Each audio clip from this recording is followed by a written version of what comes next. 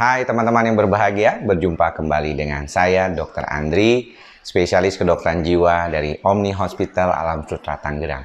Sekali-sekali gayanya berbeda, kebetulan juga saya baru saja mendapatkan baju dari Ketika. Ya, jadi nanti di Instagramnya itu teman-teman bisa lihat Ketika. Nanti saya bantu deh di kolom komentarnya ya. Kita bantu usaha kecil ini supaya bisa lebih bagus. Dan ini adalah gambar kartun dari Ki Ageng Selo ya, Ki Ageng Selo. Nanti tulisannya ada buat Ki Samber Edan, yaitu nama alias dari saya sendiri. Nah, pada kesempatan kali ini saya ingin sedikit berbagi tentang bagaimana cara kita bisa beradaptasi segera dengan kondisi yang ada ya. Nah, kebanyakan dari kita mungkin akan sulit sebenarnya mengatakan kepada diri kita bahwa bagaimana ya caranya supaya kita tuh mampu untuk beradaptasi segera, karena kadang-kadang apa yang kita alami itu sudah begitu lama, sudah begitu panjang ya, dan seringkali membuat kita menjadi kesulitan untuk segera melakukan adaptasi. Salah satu hal yang perlu kita perhatikan di sini adalah bagaimana kita bisa segera dulu nih pertama kali untuk membantu diri kita mengenali. Jadi saya bilang sama beberapa pasien saya, selalu saya bilang bahwa yang menjadi fokus dari apa yang kita lakukan di dalam proses terapi ini adalah Anda, bukan saya, bukan obat gitu ya, tapi Anda sendiri, pasien sendiri. Dia yang perlu untuk mengenali. Namun di dalam prakteknya seringkali susah tuh mengenalinya. Gimana dok? Saya kan nggak bisa paham ya bagaimana mengenali kondisi ini lebih baik lagi. Karena ada beberapa hal yang sangat sulit, yang tidak bisa dikendalikan, dan menjadi salah satu faktor yang membuat orang itu kayak kehilangan arah. Nah, itulah mengapa kita perlu buku, kita perlu logbook istilahnya. Contohnya misalnya untuk gangguan tidur. Nah, ketika gangguan tidur, kita mau tahu masalahnya, kita nggak bisa kira-kira. Saya selalu minta ke pasien saya, kalau misalnya teman-teman atau pasien saya itu mengalami masalah tidur, yang paling pertama harus diperhatikan adalah coba catat jam tidurnya. Ya, jam tidurnya di mana, jam berapa, kemudian jam bangunnya jam berapa, kemudian kita terbangun berapa kali. Supaya kita tahu, oh ternyata kita ini tidurnya jam segini, bangun jam segini. Memang ada baiknya, ada beberapa yang menggunakan smartwatch seperti ini, dan itu bisa membantu lebih mudah, tapi tidak selalu harus pakai smartwatch, bisa juga pakai jenis yang lainnya. Nah, ini yang menjadi salah satu faktor yang penting untuk bagaimana kita mengelola cara kita membantu diri kita menjadi jauh lebih baik lagi, mengenali masalah kita. Apa kalau misalnya gangguan psikosomatik atau cemas? Gangguan psikosomatik cemas biasanya disebabkan karena chronic stress ataupun stres yang panjang. Kalau chronic stress itu, kita perlu tahu dulu nih, sebenarnya apakah faktor lingkungan kita mempunyai peran. Karena yang paling utama tuh biasanya itu dulu, yang gampang kelihatan lah sebenarnya. Ya, faktor lingkungan, faktor dari keadaan sehari-hari, pekerjaan kita, rumah tangga, pasangan, itu menjadi nomor satu.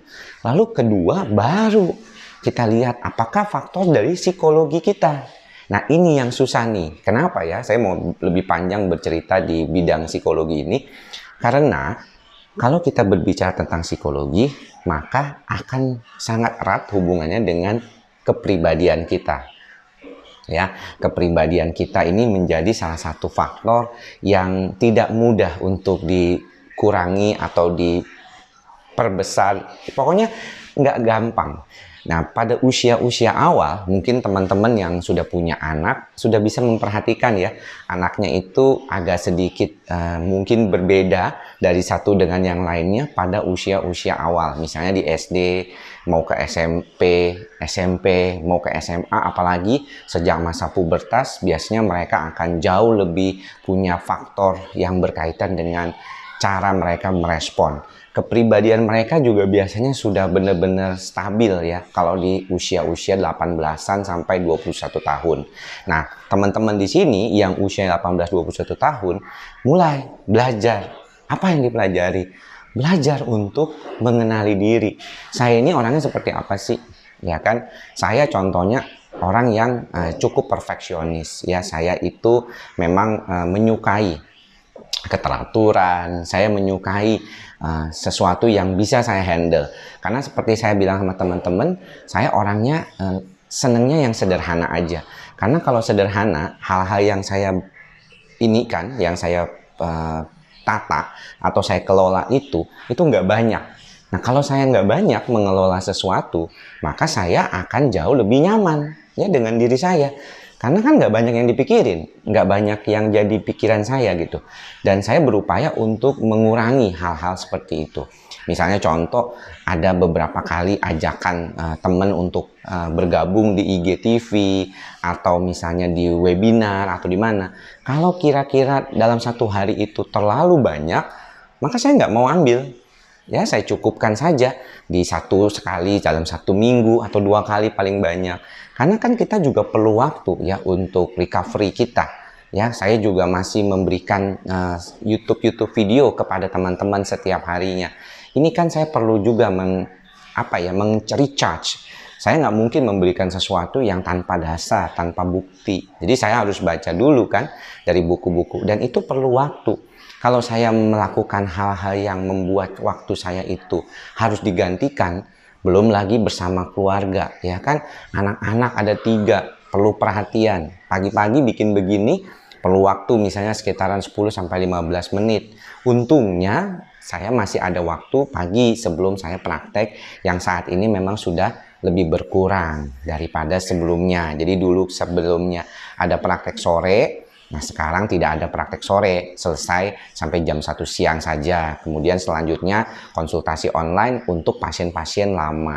Nah, hal-hal seperti itulah kalau kita bicara tentang bagaimana kita mengatur diri kita, mengenali diri kita, maka itu akan jauh lebih baik ke depannya. Karena nantinya kalau kita itu bisa mengendalikan diri kita, kita bisa mudah mengatur dan mengendalikan apa-apa yang ada di dalam lingkungan kita, buat kita tuh jadi jauh lebih nyaman, lebih enak. Karena kalau demikian, kita tuh jadinya nggak gampang lost. Kalau kita masalahnya banyak, satu ini, belum ini gitu ya, ngaturnya sulit. Sama aja kayak kita ngatur box gitu, yang banyak, terus kemudian susah gitu ngatur boxnya ke sana kemari gitu ya. Ini juga salah satu yang mungkin perlu teman-teman perhatikan. Jadi kalau misalnya teman-teman itu sekarang tuh jangan terlalu bangga gitu ya kalau teman-teman tuh repot. Aduh, gue tuh repot banget gitu ya. Enggak, saya kalau ditanya sama teman-teman saya gitu, lu repot ya? Enggak, biasa aja. Tapi jangan memberikan saya kerjaan lain gitu, karena saya sudah punya kerjaan yang sudah saya setting supaya saya bisa lakukan dengan baik gitu. Jadi itu yang perlu diperhatikan oleh teman-teman. Jadi jangan bangga gitu, aduh gue repot nih, orangnya memang banyak kerjaan segala macam. Jangan. Begitu juga kalau misalnya yang berkaitan dengan hal di luar kita seperti lingkungan kita, pekerjaan kita. Satu lagi adalah faktor genetik. Nah, ini sudah pernah beberapa kali di dalam video saya ungkapkan, kalau orang yang mengalami gangguan kecemasan memang seringkali kalau dia itu banyak pikirannya itu terkait dengan bawaan diri dia. Jadi memang bawaannya itu tipikalnya orangnya agak sedikit suka mikir gitu ya. Makanya tadi dibilang di faktor psikologinya juga terbawa kan, dari sejak kecil dia sudah mulai ada hal-hal yang seringkali membuat dia itu tidak baik gitu ya, bisa melakukan, aduh kayaknya kalau berpisah sama orang yang dia sayangi, misalnya mamanya, dia rasanya cemas gitu ya, pengen cepet pulang gitu. Nah, ini hal-hal yang mungkin perlu diperhatikan ya oleh teman-teman juga. Jadi jangan lupa untuk selalu aktif ya, mengenali diri kita, membantu diri kita untuk membuat diri kita lebih baik bagaimana gitu, dan juga cari cara-cara yang bisa membuat kita tuh in control atau di dalam kendali terhadap situasi dan masalah yang kita punya. Dan itu sangat penting untuk mengurangi kecemasan kita. Kalau kita bisa belajar untuk terus mengontrol kondisi tersebut dengan relaksasi, dengan mengurangi hal-hal yang tidak perlu, dengan meditasi ya, dengan mindfulness, maka hasilnya akan sangat jauh lebih baik sekali buat kedepannya. Dan jangan lupa untuk melatihnya, karena itu bukan suatu gifted atau suatu pemberian ya, kecuali memang ada faktor genetik, tapi faktor genetik pun harus dilatih. Orang nggak bisa langsung tiba-tiba baca, orang nggak bisa langsung tiba-tiba nulis, tapi dia perlu melatih dirinya dengan baik. Demikianlah apa yang bisa saya sampaikan pada kesempatan kali ini, dan mengingatkan kembali baju yang saya pakai ini adalah dari Ketika, ya, dari Instagramnya Ketika. Nanti Anda bisa coba. Ini dari Jogja, ya, dari Jogja bajunya, menggambarkan tentang cerita Ki Ageng Selo, ya, Ki Ageng Selo. Saya sendiri Ki Samber Endan alias Dr. Andri. Terima kasih atas perhatiannya. Sampai bertemu lagi di lain kesempatan. Salam sehat jiwa. Bye-bye.